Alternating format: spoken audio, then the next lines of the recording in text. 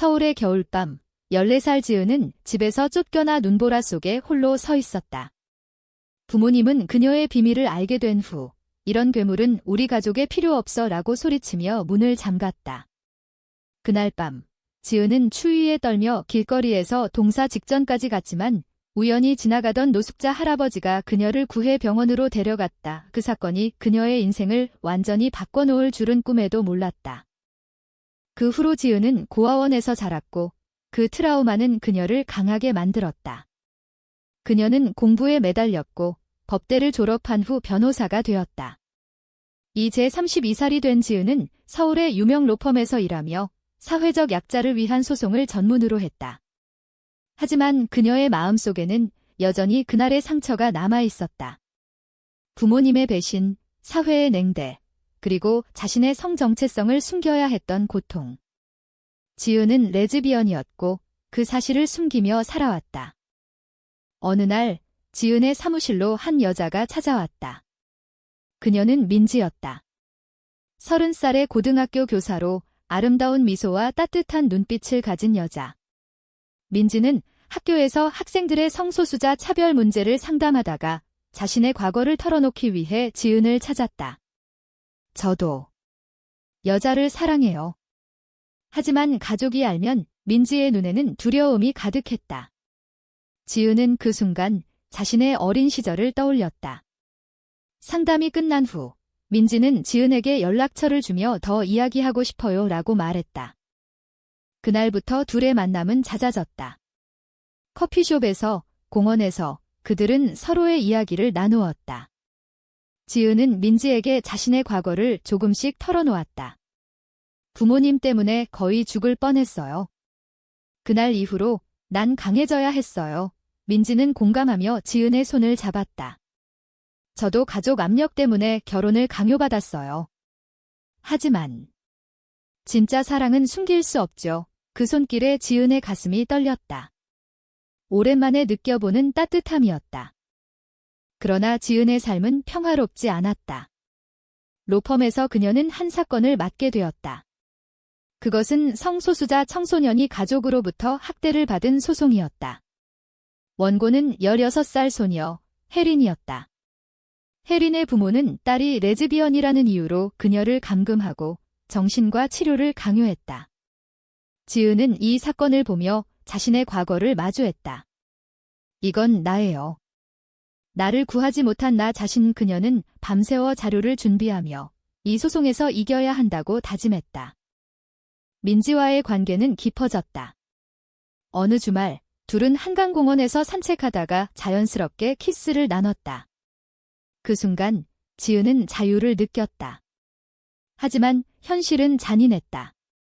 민지의 가족이 그녀의 비밀을 의심하기 시작했다. 민지의 어머니는 너 요즘 이상해. 남자친구는 없고 이상한 여자랑 붙어 다니는 거 봤어 라고 말했다. 민지는 두려워하며 지은에게 전화했다. 어머니가 알아챌까 봐 무서워요. 지은은 그녀를 안심시켰다. 함께 이겨낼 수 있어요. 소송 준비 중 지은은 혜린의 부모를 만났다. 그들은 둘이 딸은 병든 거예요. 치료해야 해요 라고 주장했다. 지은의 마음속에서 분노가 솟았다. 이런 사람들이 나를 버렸던 부모님과 똑같아. 그녀는 법정에서 강력한 변론을 준비했다. 하지만 그 과정에서 지은은 자신의 트라우마를 직면해야 했다. 밤에 악몽을 꾸며 깨어나는 날이 많아졌다. 민지가 그녀를 위로했다. 당신은 강해요. 나 때문에도 이겨내요. 법정에서 지은의 변론이 시작되었다. 피고들은 자신의 딸을 사랑한다는 명목으로 학대를 저질렀습니다. 성 정체성은 병이 아닙니다. 그것은 인간의 본질입니다. 오 판사는 고개를 끄덕였지만 피고 측 변호사는 한국 사회의 전통 가치를 무시하는 주장이라고 반박했다. 지은은 이를 악물었다. 이 소송은 단순한 일이 아니었다. 그녀의 삶을 걸린 싸움. 공판 후 지은은 민지와 만나 피로를 털어놓았다. 오늘 법정에서 부모님을 보는 기분이었어요. 민지는 지은을 안아주며 당신은 그들을 이길 거예요. 우리 사랑처럼 둘의 관계는 더 깊어졌다. 하지만 민지의 가족 압력이 커졌다. 민지의 오빠가 그녀의 핸드폰을 확인하다가 지은과의 메시지를 발견했다. 이게 뭐야? 여자랑 이런 대화를. 민지는 울며 지은에게 달려왔다. 오빠가 부모님께 말할 거래요? 어떻게 해요? 지은은 민지를 진정시키며 법적으로 보호받을 수 있어요. 나랑 함께 싸워요 라고 말했다. 하지만 지은 자신도 불안했다. 그녀의 로펌 상사는 개인적인 감정을 소송에 섞지 마라고 경고했다. 지은은 밤새 자료를 분석하며 혜린의 증언을 준비했다. 혜린은 지은에게 선생님, 저처럼 되지 마세요. 사랑을 포기하지 마세요 라고 말했다. 그 말에 지은의 눈물이 흘렀다. 민지의 가족은 그녀를 집으로 불러들였다. 어머니는 너 미쳤어? 여자랑. 우리 집안 망신이야 라고 소리쳤다. 민지는 엄마, 저 진심이에요. 지은 씨를 사랑해요 라고 대답했다. 하지만 어머니는 그런 소리 하지 마, 당장 헤어져 라고 명령했다. 민지는 집을 나와 지은의 아파트로 갔다. 이제 돌아갈 수 없어요. 지은은 그녀를 안으며 혁이 있어요. 함께 할게요. 소송은 점점 치열해졌다. 피고 측은 지은의 과거를 파헤치기 시작했다. 원고 측 변호사는 편향된 시각을 가질 수 있습니다. 그녀의 개인적 경험 때문에 지은은 충격받았다. 어떻게 알았을까? 로펌 내부에서 누군가 정보를 흘린 모양이었다. 그녀는 상사에게 따졌다. 누가 제 과거를 팔았어요. 상사는 사업이야. 이겨야 해. 지은의 신뢰가 깨졌다. 민지와 지은의 관계에 균열이 생겼다. 민지는 내 가족 때문에 당신이 위험해지면 안 돼요 라고 말했다. 지은은 포기하지 마요. 이게 우리의 싸움이라고 설득했다. 하지만 민지의 마음은 흔들렸다. 그녀는 가족의 압력에 잠시 거리를 두자고 제안했다. 지은은 상처받았지만 이해했다. 알았어요. 하지만 돌아와요. 혜린의 소송에서 새로운 증인이 등장했다. 혜린의 이모였다. 그녀는 조카를 사랑하지만 가족의 결정은 잘못됐다고 증언했다. 지은은 이를 기회로 삼아 변론을 강화했다. 하지만 피고 측은 가족의 도덕적 권위를 강조했다. 지은은 법정에서 도덕은 사랑을 억압하는 도구가 아닙니다 라고 외쳤다. 청중석에서 박수가 터졌다. 소송의 두 번째 공판에서 지은은 혜린의 심리 보고서를 제출했다. 피고들의 행위는 명백한 학대입니다. 아이의 정신건강을 해쳤어요. 판사는 관심을 보였지만 피고 측은 문화적 맥락을 고려해야 한다고 주장했다. 지은은 이를 반박하며 신권은 문화 위에 있습니다 라고 말했다. 법정 안은 긴장으로 가득했다. 민지의 가족은 그녀를 설득하기 위해 상담소를 보냈다. 너는 정상으로 돌아올 수 있어. 민지는 분노하며 저는 정상이에요 라고 소리쳤지만 마음속으로는 두려웠다. 그녀는 지은에게 메시지를 보냈다. 미안해. 가족 때문에 헤어져야 할 것 같아. 지은은 그 메시지를 보며 무너졌다. 왜? 우리 사랑은 진짜인데 배신감이 그녀를 휘감았다. 지은은 로펌에서 동료에게 털어놓았다. 민지가 떠날지도 몰라. 동료는 사회가 이렇게 만들었어. 포기하지 마. 하지만 지은의 마음은 복잡했다. 그녀는 혜린의 소송을 통해 자신의 상처를 치유하려 했지만 이제 민지의 배신이 새로운 상처를 만들었다. 밤에 그녀는 울며 과거를 회상했다. 14살의 그날, 부모님의 차가운 눈빛. 민지는 가족의 압력에 못 이겨 지은과의 만남을 피했다. 하지만 학교에서 성소수자 학생을 상담하며 자신의 선택을 후회했다. 내가 왜 포기할까? 지은 씨처럼 강해야 해. 그녀는 지은에게 전화를 걸었다. 미안해. 다시 만나자. 지은은 용서하며 과요. 함께 싸워요. 둘은 재회하며 키스를 나눴다. 하지만 민지의 오빠가 이를 목격했다. 오빠는 부모님에게 알렸다. 민지가 여자랑 가족은 충격받았고 민지를 집에 감금했다. 너 미쳤어. 우리 집안 평판이. 민지는 울며 제발 놓아주세요. 저 사랑해요 라고 애원했다. 지은은 이 소식을 듣고 민지의 집으로 달려갔다. 민지 씨를 풀어주세요. 하지만 가족은 너 같은 괴물이 우리 딸을 망쳤어 라고 소리쳤다. 지은은 그 말에 트라우마가 되살아났다. 소송에서 지은은 피고들의 증인을 교차 신문했다. 당신들은 사랑을 이해하나요? 피고 측 어머니는 가족 사랑이야 라고 답했다. 지은은 그 사랑이 아이를 죽일 뻔했어요 라고 반박했다. 법정은 소란스러웠다. 그녀의 변론은 사회의 정면 도전이었다. 하지만 로펌 상사는 너무 과격해. 클라이언트가 불만이야 라고 경고했다. 지은은 정의가 우선시라고 대답했다. 민지의 감금 소식을 듣고 지은은 경찰에 신고했다. 성인 납치예요. 경찰은 개입했지만 가족은 가족 문제라고 주장했다. 민지는 풀려났지만 가족과의 관계는 파탄났다. 그녀는 지은의 집으로 갔다. 이제 당신밖에 없어요. 지은은 함께 새로 시작해요 라고 말했다. 하지만 사회의 시선이 그들을 따라왔다. 이웃들의 수군거림, 직장의 압력. 최종 공판에서 지은은 모든 증거를 제시했다. 이 소송은 한 아이의 미래를 위한 겁니다. 그리고 우리 사회의 변화. 판사는 양측 주장을 고려하겠다고 말했다.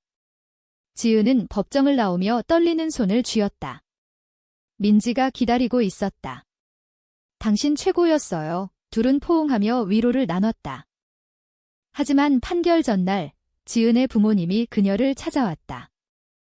수년 만에 재회. 어머니는 내 소송 봤어.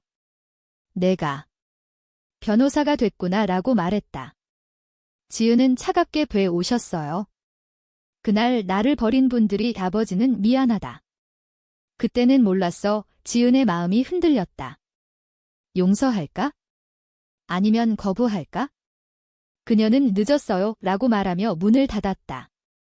하지만 그 만남이 그녀의 트라우마를 다시 일으켰다. 민지의 가족도 포기하지 않았다.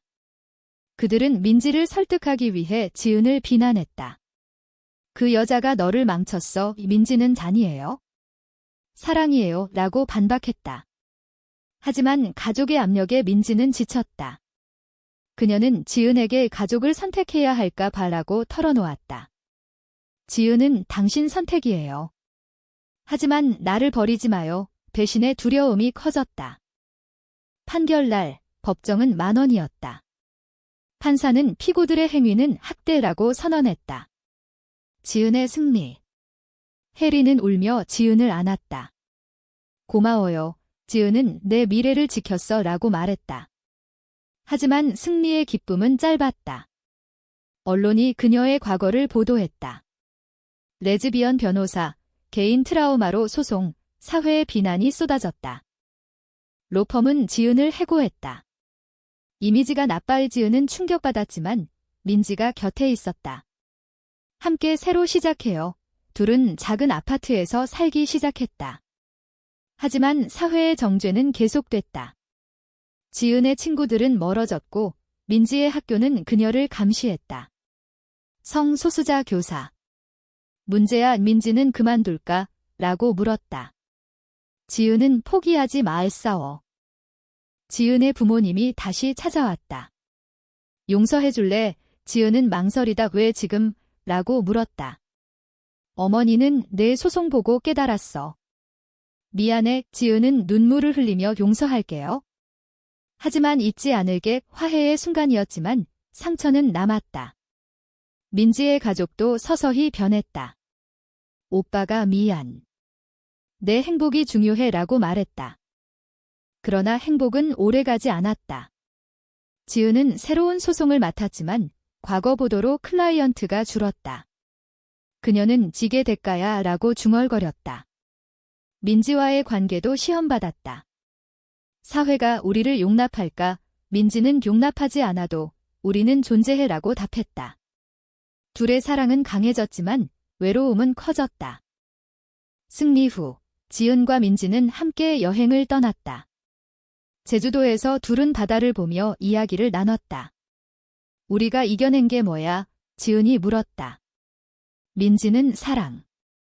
그리고 정혜드라고 답했다. 하지만 현실로 돌아오자 사회의 압력이 다시 느껴졌다.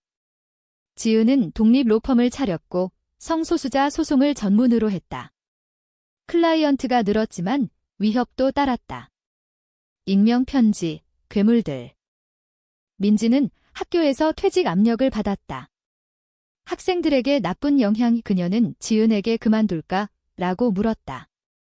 지은은 내 꿈 포기하지 마에 싸워 민지는 소송을 제기했다. 차별이에요. 지은이 변호를 맡았고 이겼다. 하지만 그 과정에서 민지의 가족과 완전한 단절이 생겼다. 너는 우리 가족 아니야. 민지의 눈물. 지은의 부모님과의 화해는 천천히 진행됐다. 그들은 지은의 집을 방문했다.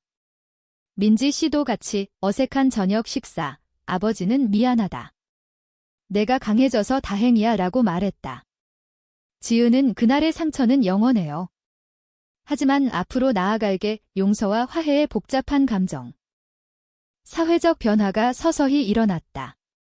지은의 소송이 언론에 보도되며 성소수자 권리 운동이 활발해졌다. 그녀는 강연을 다녔다. 우리 사랑은 죄가 아닙니다. 청중의 박수.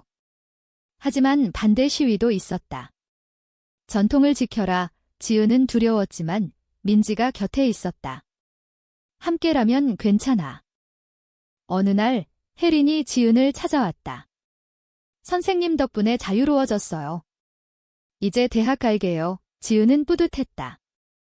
하지만 자신의 삶을 돌아보니 대가가 컸다. 잃은 친구들, 직장, 안정. 이게 올바른 선택이었을까? 그녀는 민지에게 물었다. 민지는 네, 우리 행복하잖아. 시간이 흘러 지은과 민지는 함께 살았다. 작은 행복들, 아침 커피, 밤 산책. 하지만 사회의 시선은 여전했다. 지은은 책을 쓰기로 했다. 추위 속에서 피어난 사랑, 그녀의 이야기. 출판 후 논란이 일었다. 찬반 양론. 지은은 인터뷰에서 사랑은 선택의 자유라고 말했다. 마지막으로 지은은 거울을 보며 어린 자신에게 말했다. 넌 살아남았어. 이제 행복해. 민지가 들어와 안아줬다. 영원히 함께. 하지만 이야기의 끝은 열린 질문으로 마무리된다. 이들의 선택이 정말 올바른 것이었을까? 사랑을 위해 모든 것을 희생하는 것이 도덕적으로 정당한가?